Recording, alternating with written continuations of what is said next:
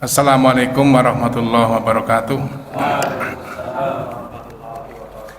Innal hamdalillah nahmaduhu wa nasta'inuhu wa nastaghfiruh wa na'udzu billahi min syururi anfusina wa min sayyiati a'malina may yahdihillahu fala mudhillalah wa may yudlil fala hadiyalah. Asyhadu an la ilaha illallah wahdahu la syarikalah wa asyhadu anna Muhammadan abduhu wa rasuluhu la nabiyya ba'dah. Allahumma sholli wa sallim ala nabiyyina Muhammadin wa ala alihi wa sahbihi ajma'in, amma ba'd. Allah Ta'ala fi kitabil karim, a'udzu billahi minasyaitonir rajim. Ya ayyuhan nasu ubudu rabbakumul ladzi khalaqakum wal ladzina min qablikum la'allakum tattaqun. Bapak Ibu semuanya, hadirin jamaah Masjid Al-Ikhlas, juga warga Muhammadiyah Ranting Pasir Wetan, rahimakumullah. Marilah kita senantiasa bersyukur kepada Allah bahwa pada malam hari ini kita semuanya senantiasa diberikan nikmat oleh Allah, berupa nikmat iman, nikmat Islam, nikmat sehat, sehingga kita dapat hadir dalam pengajian rutin. Ya, walaupun ini ada sedikit kekecewaan ya, karena mestinya yang mengisi Ustadz Rasikun, tapi karena beliau berhalangan, kita maklum lah. Setelah kita ke sana juga aduh ya sebulan ini. Ya kalau mungkin kurang enak badan kan, menempuh jarak segitu ya, kan ini memang ya berat juga ya, sehingga kita harus maklum lah dengan kondisi beliau. Sekarang jam 39 ya, 19.40 ya, mudah-mudahan nanti dari pepes sudah rawu ya, belum ya. Ya, nanti mudah-mudahan nanti PPS hadir, saya sudah paling nggak setengah jam lah di sini. Anggar anu malah molor ya 45 menit nih. Guys, kendongan bahan. Ya. Emang sekarang itu jadi penceramah itu enak nih. Kalau zaman dulu kan wong ceramah mesti nang podium ya. Siki akeh pada jagong nih. Kursinya gede gitu nih. Ya. Enak. Hadirin rahimakumullah. Mungkin separuh-separuh ya, ini separuh keorganisasian, nanti separuh masalah mungkin pengajian. Kenapa? Karena kebetulan sekarang kan sudah bulan November. Sekarang tanggal 9 nih, November. Ya. Sebentar lagi tanggal 18 November. Apa itu? Ya. 18 November. Milad Muhammadiyah ya. Kalau 10 jelas apa hari pahlawan ya. Tapi kalau 18 November adalah hari lahirnya Muhammadiyah ya. Hari di mana Muhammadiyah ditetapkan oleh pemerintah Hindia Belanda ya. Sekarang masih tersimpan itu ya, piagam pendirian Muhammadiyah oleh pemerintah kolonial Hindia Belanda dalam bahasa Belanda itu ya, tanggal 18 November tahun 1912, sehingga sampai sekarang ulang tahun yang milad yang angka cantik ke 111. Nah, 111 ya. Kira-kira ranting ini harap memperingati apa ora? Milad yang 111.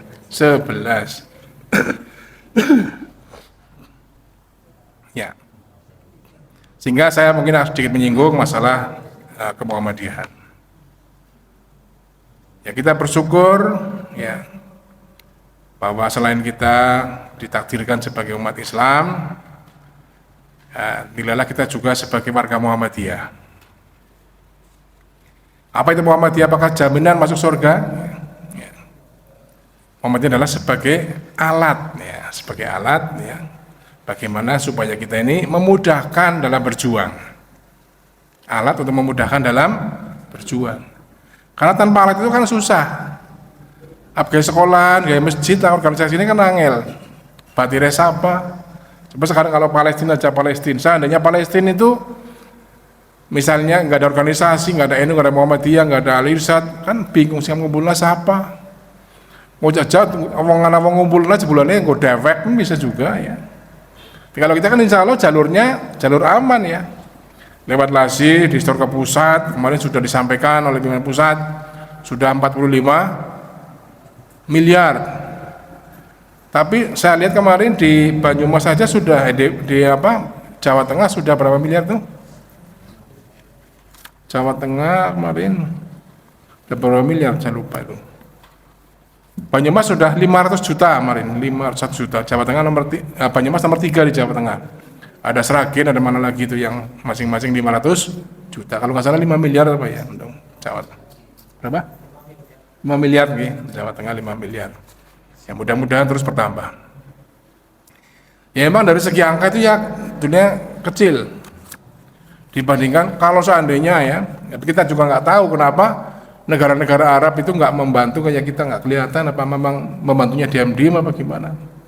Kalau sana kan wong siji bantu 5 miliar kan kecil orang satu, mobilnya harganya puluhan miliar. Tapi walau alam lah kita nggak tahu ya. Ya, jadi susah. Kita bergerak tanpa organisasi itu susah. Ada yang mengatakan organisasi haram, zaman Rasul nggak ada organisasi. Nah terus organisasi sekolahan nggak ada yayasan, ya nangil. Sehingga hanya merupakan alat saja. Sehingga kita tidak boleh menyombongkan organisasinya, harus sebagai alat. Dan kita harus selalu ingat bahwa Allah berfirman dalam Al-Hujurat ayat 13 ini, ya ayuhan nasu inna khalaqnakum min dzakarin wa unsa wa ja'alnakum syu'uban wa qabaila ta'arafu inna akramakum indallahi atqakum. Ya. Sungguhnya yang paling mulia di antara kamu di sisi Allah adalah yang paling bertakwa. Ya, mudah-mudahan dengan kita bermuhammadiyah menambah takwa kita. Karena kan dengan kita berorganisasi bisa ngaji, bisa kita infak, tadi ada yang ngajak-ngajak, akhirnya kita infak, nah, itu yang bagus. Ya. Walaupun kita ini bermuhammadiyah dasarnya backgroundnya beda-beda ya. Ada yang berteori begini, Muhammadiyah itu, orang Muhammadiyah itu ada berbagai macam, tapi ini teori aja ya untuk supaya apa namanya, bukan untuk apa-apa, sebenarnya hanya untuk katakan ilmu saja. Ada yang Muhammadiyah karena biologis, ya, karena faktor biologis, karena keturunan orang tuanya. Kita nggak boleh, wah biologis kamu manut wong tua tok, nggak boleh begitu, ya. Karena masing-masing nanti bisa tidak mesti yang begitu lebih bagus ya. Karena keturunan biologis. Ya. Ada Muhammadiyah karena ideologis, ya. Karena membaca, memahami ya, gerakan Muhammadiyah sehingga dia itu paham, lalu dia simpati dan ingin ya, menjadi warga Muhammadiyah karena memang Muhammadiyah begini-begini setelah dia baca. Ya, ideologis. Dan lagi Muhammadiyah karena historis, ya, bisa historis. Karena sekolah di sekolah Muhammadiyah, karena mungkin pernah tinggal dengan orang Muhammadiyah, ya.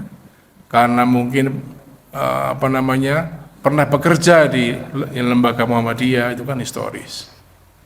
Ya. Jadi juga ada cerita itu kan, dulu ada di rumahnya Pak Air Fahrudin kan, BP Muhammadiyah kan menerima kos-kosan. Ya, karena sederhananya beliau itu menerima kos-kosan anak-anak kos mahasiswa itu.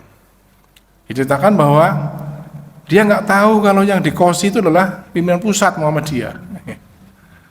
Taunya apa? Taunya setelah ada surat geledak baca dari Presiden Soeharto suratnya. Ini apa Harto suratnya hebat temen nih. Siapa sih jane iki wong iki jebulane ketua pimpinan pusat Muhammadiyah yang di kosi. Ya. Nah, itu yang historis. Ada lagi yang mungkin ini kan bisa tambah macam-macam, tambah lagi bisa jangan nambah maning apa ya bisa. Untuk pedoman ya. Ada lagi yang mungkin analogis. Analogis itu menyamakan. Mungkin analogis itu kan antara lain melihat dia kagum pada seseorang dengan perilakunya, dengan ibadahnya adalah Muhammadiyah. Aku jangan senang maring wong kae misalnya, deleng kae wong mungkin ada yang rajin orangnya hartanya banyak, zakatnya banyak, ya tingkah lakunya mungkin akhlaknya tetap ramah dengan orang, ibadahnya bagus, ya sehingga simpati, akhirnya ingin seperti itu. Ada lagi mungkin yang lain, saya melihat dia orangnya secara ekonomi itu dia kurang biasa, tapi ibadahnya nggak berkurang, ibadahnya rajin, ngajinya merinding rajin, ya. Akhirnya juga jadi orang jadi simpati, sehingga ini analogis kepengen seperti dia saya itu. Ya. Ini background dari Muhammadiyah. Nah, kita termasuk mana ya, walau alam ya. Ya, jadi bisa berbeda-beda, tapi tidak boleh mana yang lebih bagus, nggak ada, itu semuanya yang penting sudah. Lalu kenapa Muhammadiyah itu bisa sampai sekarang berdiri, ya sudah 111 tahun, waktu yang cukup lama, bisa bertahan sampai sekarang, sudah lama sekali. Ya, termasuk organisasi yang mungkin tertua di Indonesia yang masih berjalan punya amal usaha. Walaupun kemarin ada teori ya mengatakan, oh warga Muhammadiyah warganya semakin lama semakin sedikit, malah menyusut. Ya, silahkanlah berteori, boleh-boleh saja. Ya. Kayak survei kan bisa sama, hasil survei kan beda-beda ya. Survei Pilpres, ya. Wah, hasilnya macam-macam. Kenapa Muhammadiyah bisa bertahan? Antara lain yang pertama adalah karena Muhammadiyah itu sangat hati-hati dalam masalah tauhid. Ya. Dalam masalah ideologi tauhid itu sangat hati-hati. Jadi dalam setiap geraknya, ibadahnya itu sangat hati-hati, jangan sampai kita tergelincir ke dalam kemusyrikan. Pada dasarnya jelas. Dalam surat An-Nisa ayat 48, saya sering menyampaikan, innallaha la yaghfiru ayyushraka bihi wa yaghfiru ma duna dzalika liman yasha wa may yusyrik billahi faqad iftara isman 'azima. Sungguhnya Allah tidak mengampuni dosa syirik, dan Allah mengampuni dosa selain syirik bagi yang dikehendaki. Barang siapa yang menyekutukan Allah, maka dia melakukan dosa itu, kezaliman yang besar. Jadi syirik merupakan dosa yang besar. Dan lagi dalam surat Luqman ayat 13, pesan Luqman kepada anaknya adalah wa idh qala Luqmanu libni wa huwa ya'iduhu ya bunayya la tusyrik billah inna syirka la dzulmun adzim. Ya, ketika Luqman memberi nasihat pada anaknya, wahai anakku, janganlah menyekutukan Allah, sesungguhnya menyekutukan Allah adalah merupakan dosa atau kezaliman yang besar. Lalu bagaimana gampangnya musyrik itu? Musyrikan itu bagaimana gampangnya supaya kita mudah? Musyrik itu adalah antara lain kita mengingkari apa yang kita ucapkan dan apa yang sudah kita janjikan. Dalam sholat kita selalu mengucapkan iyyaka na'budu wa iyyaka nasta'in. Itu saya dulu ngaji di musola sini kepada Ustadz Muhyiddin. Ya. Kalau kita sholatnya belum bisa khusyuk, minimal kita ingat-ingat dalam kita mengucapkan iyyaka na'budu wa iyyaka nasta'in itu timut-timut.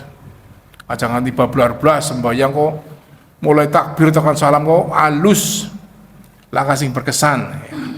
Paling tidak waktu kita mengucapkan iyyaka na'budu wa iyyaka nasta'in itu sampai ke hati betul. Hanya kepada Engkau kami menyembah, hanya kepada Engkau kami mohon pertolongan. Jangan diingkari. Menyembah pada Gusti Allah ya berjanji kepada Allah kita minta pertolongan, ada masalah mungkin kita larinya ke tempat lain. Ya, itu berarti kita mengingkari janji kita. Juga ucapan kita, qul huwallahu ahad, katakan Allahnya satu, Allahu somad, Allah tempat kita bergantung. Ya, saya juga pernah mendengar ceramah Kiai Maimun Zubair. Kalau sholat itu, kalau belum bisa khusyuk yang paling nggak 3 saat kita harus betul-betul diusahakan. Salah satunya itu kecekel lah. Pertama dalam takbiratul ihram, Allahu Akbar, betul-betul dirasakan. Nggak keliwat ya dari waktu kita baca Al-Fatihah tadi iyyaka na'budu wa iyyaka nasta'in. Nggak ada keliwat mayan Terakhir, patut kita baca tahiyat betul-betul diresapi. Karena tahiyat merupakan dialog antara kita dengan Allah Subhanahu wa taala. Jadi Muhammadiyah sangat berpegang teguh bagaimana kita harus bersih dari kemusyrikan. Karena itu yang paling mudah sebetulnya. Ya. Ibadah kan berat. Orang ibadah kan berat. Sholatnya kudu khusyuk, ya, puasa juga kencot, arep sodako ngumpulin duit. Ya. Tapi kalau kita menjaga kemusyrikan, jangan sampai kita terjerumus dalam kemusyrikan, menjaga tauhid kita, ini sudah modal. Ya. Modal, mudah-mudahan dosa kita yang lain diampuni oleh Allah. Ya. Kemudian yang berikutnya bahwa Muhammadiyah juga dalam ibadah itu adalah ya kita itu bagaimana betul-betul melaksanakan ibadah yang memang dituntunkan oleh Rasulullah Shallallahu Alaihi Wasallam mengutamakan itu. Memang ada yang mengatakan, Muhammadiyah jadi berpegang teguh maring Quran dan Sunnah. Nah terus caranya kepriwe? Kan Quran apa bisa jelaskan sholat? Orang bisa, orang sholat ngono. Ya, ini artinya bahwa pendapat orang itu harus bersandar pada Al-Quran dan Sunnah. Contoh begini aja gampangnya. Dia tangguh, kau kepengen sukses, ya, kau maca misalkan surat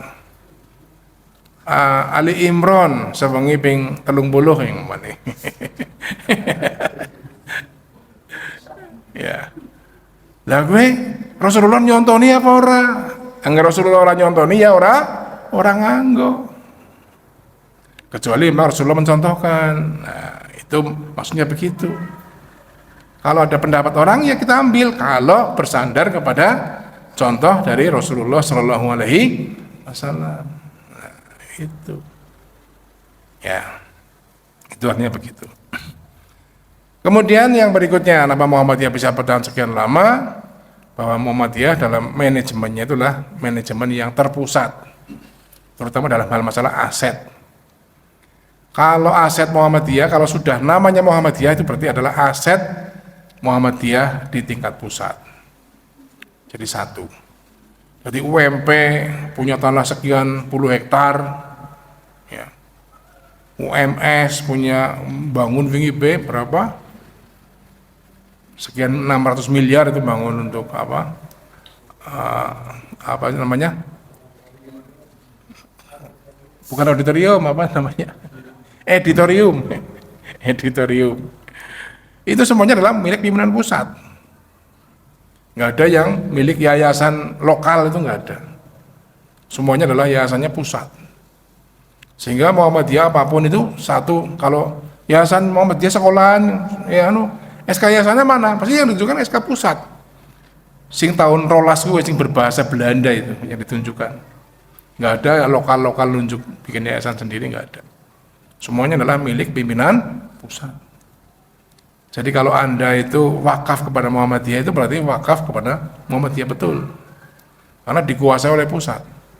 Dimana tanah sini kan sini urung beres ya, nggak kena beres ya. Diwakafkan kepada Muhammadiyah. Suatu waktu besok kepengen ganti, wah ini masjidnya nangkene orang strategis pindah maring ndi mamane tukar guling. Itu izinnya harus ke pimpinan pusat.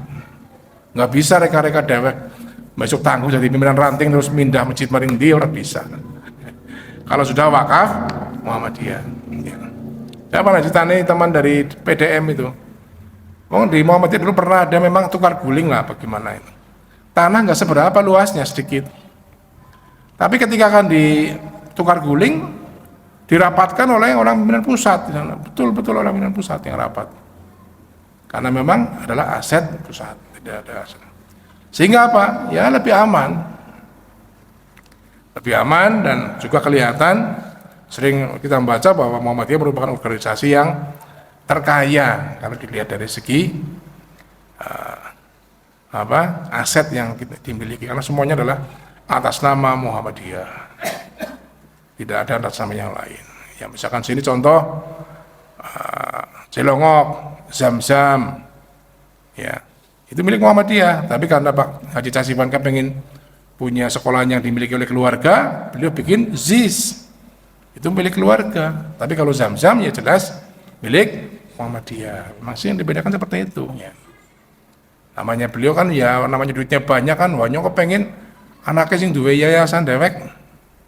Soalnya kan kalau sudah diserahkan Muhammadiyah kan tidak bisa intervensi ya. Kalau bisa oke, kepala sekolah anaknya nyong nggak bisa. Walaupun beliau yang kontribusinya luar biasa, ya makanya beliau mendidik mungkin begitu ya. Kan memang sah-sah saja nimbangannya rusuh sih, makanya sis ada seperti itu.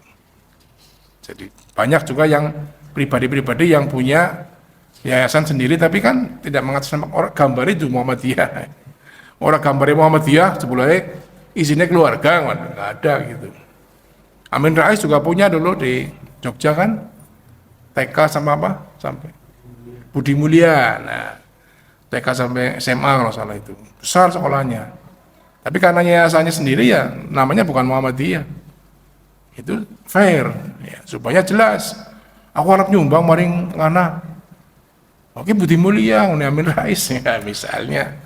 Ya nanti punya yayasan. Tapi kalau Muhammadiyah ya Muhammadiyah. Orang jadinya maring Muhammadiyah sebulannya yayasannya keluarga misalnya nggak ada seperti itu. Nah, itu antara lain bahwa kemudian yang berikutnya bahwa di Muhammadiyah itu pimpinannya bersifat kolegial, artinya adalah pimpinan untuk kebersamaan ya, sehingga di tingkat ranting ini bisa ada 5 atau 7 pimpinan ranting ya, hanya ada 1 koordinator sebagai ketua umum, tapi semuanya mempunyai kedudukan yang sama, kolegial. Dan di Muhammadiyah itu ya hubungan tidak ada perbedaan yang ya mencolok ya antara sesama warga Muhammadiyah ya, sama warga orang istimewa gitu ya. Ya biasa-biasa saja ya, masing-masing punya kontribusi. Contoh beginilah, saya pernah menyampaikan juga bahwa di Muhammadiyah misalnya kalau kita membutuhkan diisi pengajiannya oleh orang wilayah tidak harus ke sana, cukup SMS ya rawuh ya. Dulu saya mengundang Pak Tafsir ya, cukup WA saja, WA langsung rawuh ya. Kayak sih besok mau ada pelantikan tanggal berapa no? Pelantikan cabang dan ranting-ranting ya. Ranting-ranting ya. November tanggal berapa itu kan yang isi Pak Kifni ya. Saya baca juga hanya WA ke beliau. Bahkan ke PP juga WA, saya pernah WA ke Profesor Abdul Mukti, kepengen ngisi dulu waktu ada pengajian Hari Muhammadiyah, hanya beliau nggak bisa. Tapi ya WA saja cukup. Ya. Jadi tidak harus pesan atau maring Jakarta atau Jogja. Ya. Jadi hubungannya itu adalah hubungan yang tidak terlalu hierarkis ya. Sampai dengan pusat tidak terlalu hierarkis ya. Sehingga kadang-kadang sering sampaikan Pak Tafsir dalam kebablasan ya. Contoh cerita ini kan dulu saya pernah baca ada cerita sewaktu-waktu mau ada kegiatan rapat di tingkat pusat IPM kalau nggak salah, IPM atau IMM atau apapun anak muda lah. Nah, tidaklah kan rapatnya di komplek kantor PP Muhammadiyah. Ada peserta dari luar Jawa datang, bawa koper. Bilang wong tua nang kono. Pak tolong iki gawakna iki kamane. Pak tolong Pak ini dibawain. Iki wong tua iki manut bawain gawakna. Nah, sudah begitu. Acara dimulai, pembukaan, sambutan oleh pimpinan pusat Muhammadiyah. Sing ngadeg, sing rawuh, jebule wong tua sing mau gawe anak koper gitu, Pak KR. Pak KR Fahrudin yang membawakan koper tadi. Ya karena kan beliau kan penampilannya kan sederhana sekali ya, sehingga nggak menyangka kalau itu adalah pimpinan pusat. Kita bayangkan ya bagaimana malunya dia gitu. Ya memang orangnya santai Pak KR itu. Ya pernah beliau ceramah di apa namanya daerah gitu, diundang ke daerah misalkan Ranting Pasir lah. Tidak kalau nginepin kono apa nih, nginepin kan orang kasurnya lesehan gitu. Ada orang datang dari daerah, wah ini keterlaluan sekali, Pak air masa taruh di bawah ini. Pak gampangnya gampang ya, enakan di sini malah kalau jatuh kan nggak sakit. Enggak ngambil kan tiba laras. Nah, sering juga diceritakan begini Pak air itu ya, memang orangnya santai sekali itu sih. Pak orangnya kan gemuk ya, seperti saya lah mungkin gemuk. Itu sering mahasiswa yang ngundang karena mahasiswa kan pada ya zaman semono tahun 70-an kan sih pada belum punya motor, diboncengnya kan pit ya gelem ini. Diboncengnya pit, bayangin orang kayak saya diboncengnya pit. Sepeda mau saja gitu. Ya. Nah, ini contoh lah bahwa apa namanya? yang digambarkan oleh para pendahulu kita ya. Jadi tidak ada ya menggambarkan hierarki yang terlalu mencolok ya antara pimpinan pusat dengan di daerah ini juga tidak ada hierarki yang mencolok. Nah, sehingga itulah antara lain beberapa hal. Bis 9 menit ya. Nah, sudah.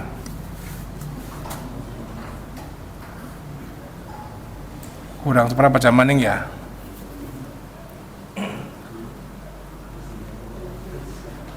Nah, mungkin ke Rabu itu ya. Nah, supaya ini kan ada ngajinya sedikit ya.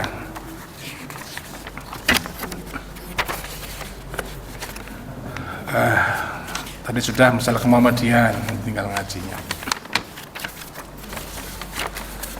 Bahwa kita semuanya manusia pasti punya banyak kesalahan. Tidak ada orang yang tidak punya salah. Bahkan seorang ulama ya, sahabat malah ini, sahabat yang namanya Ibnu Mas'ud. Ibnu Mas'ud ini seorang yang sangat dekat dengan Rasulullah sehingga beliau ini banyak menafsirkan ayat-ayat Al-Quran.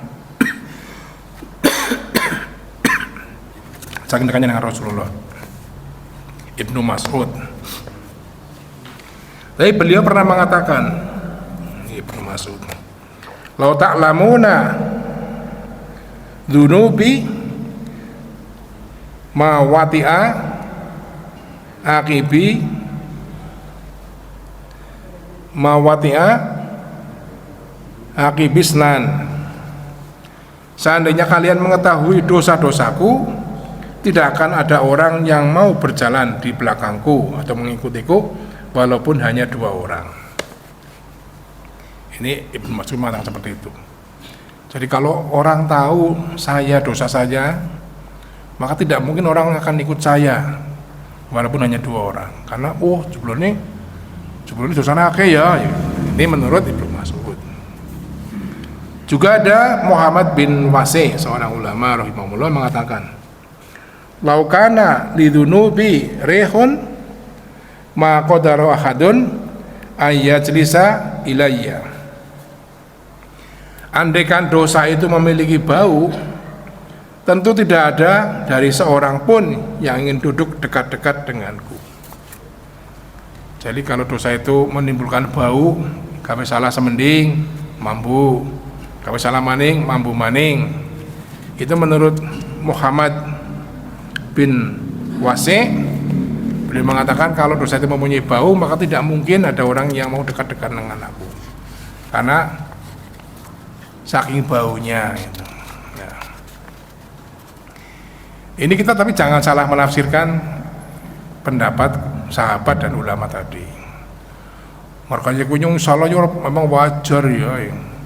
Mungkin sahabat ulama bisa layak ngenyong salah ya wajar. Nah, ini yang keliru. Ya, artinya bahwa kesalahan yang tidak disengaja pun juga banyak. Apa maling disengaja. Yang pertama, yang kedua, jangan kita merasa seolah-olah tidak pernah punya salah. Ya, para sahabat pun merasa bahwa dia banyak kesalahan. Apalagi kita yang orang awam, pastinya kita lebih banyak berbuat kesalahan kepada Allah dan juga kepada sama manusia.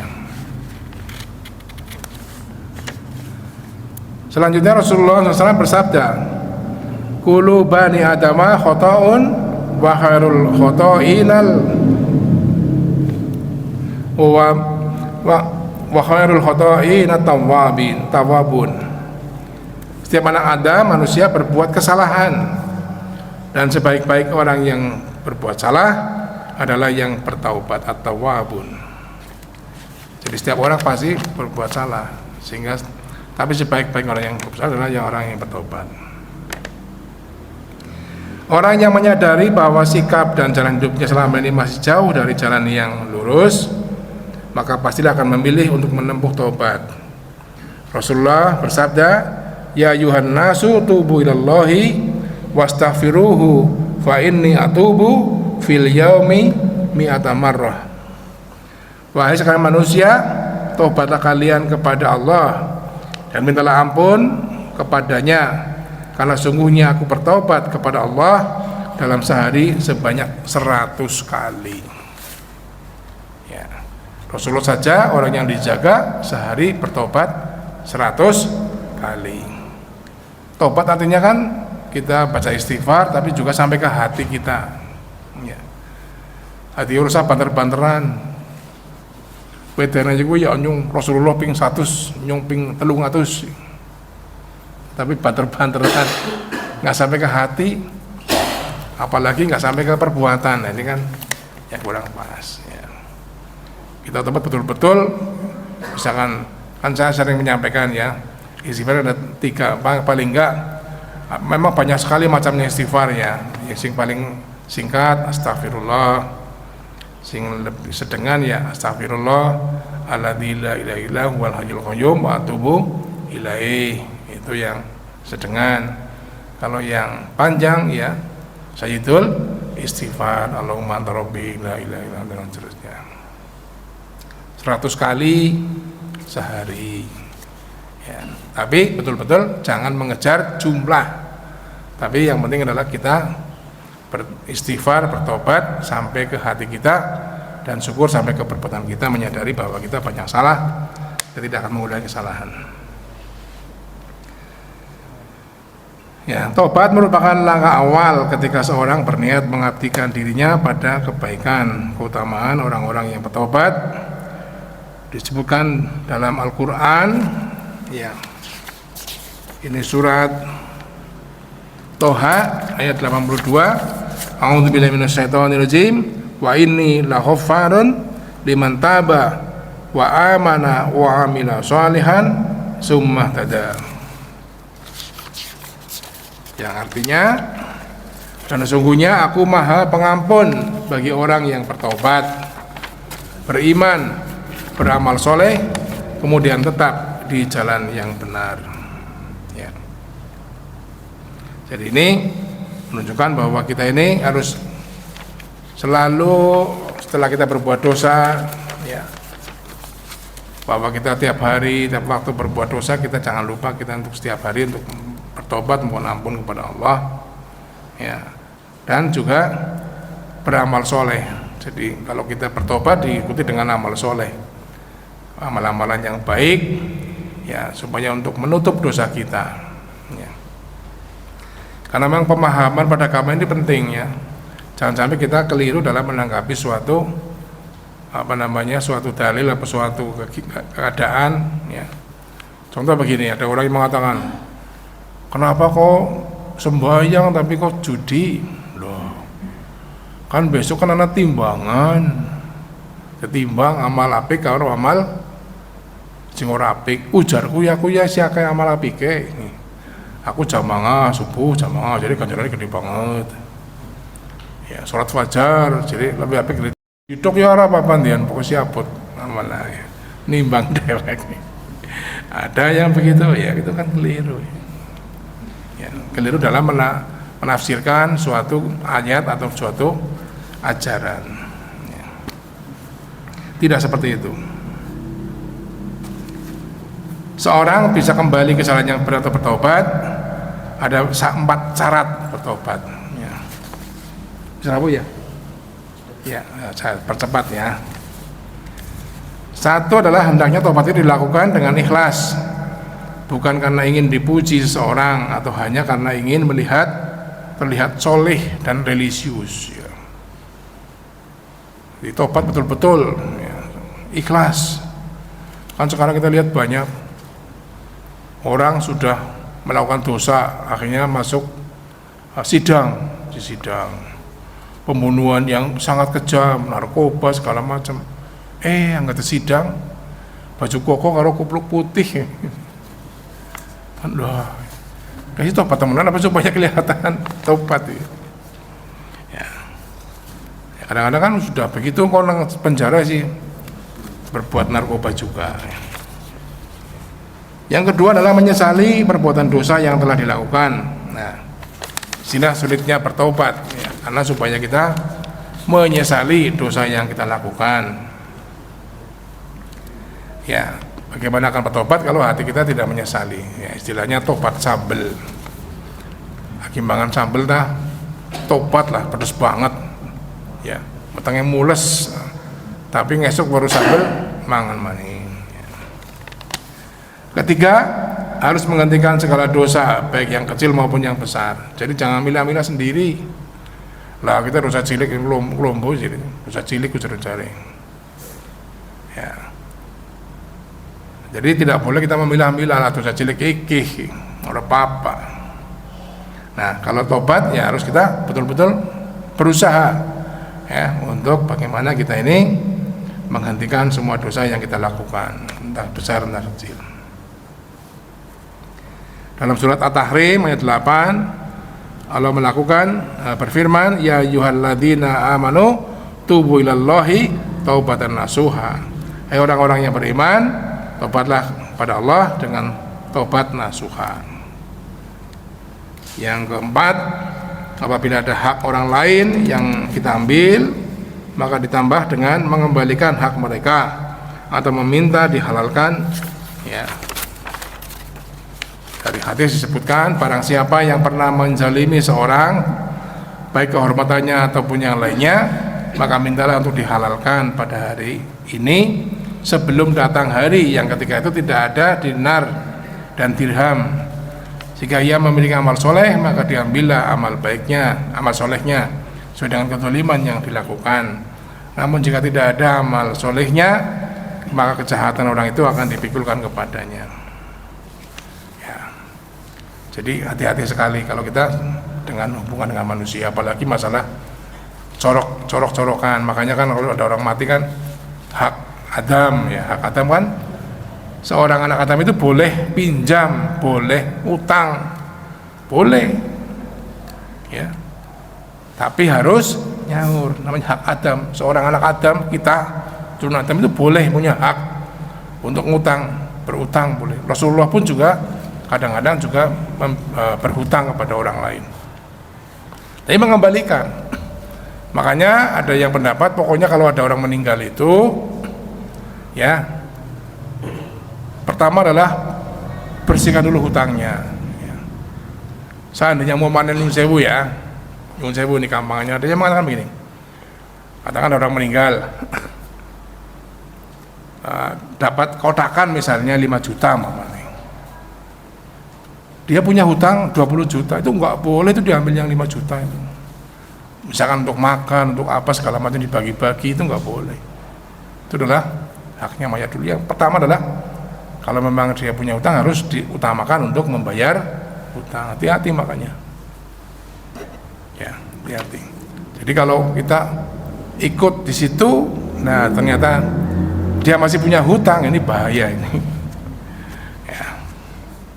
ya. Jadi kalau dengan seorang itu harus betul-betul kita hati-hati lah ya. Apa maning sing korupsi kan angel temen boleh balikna ya.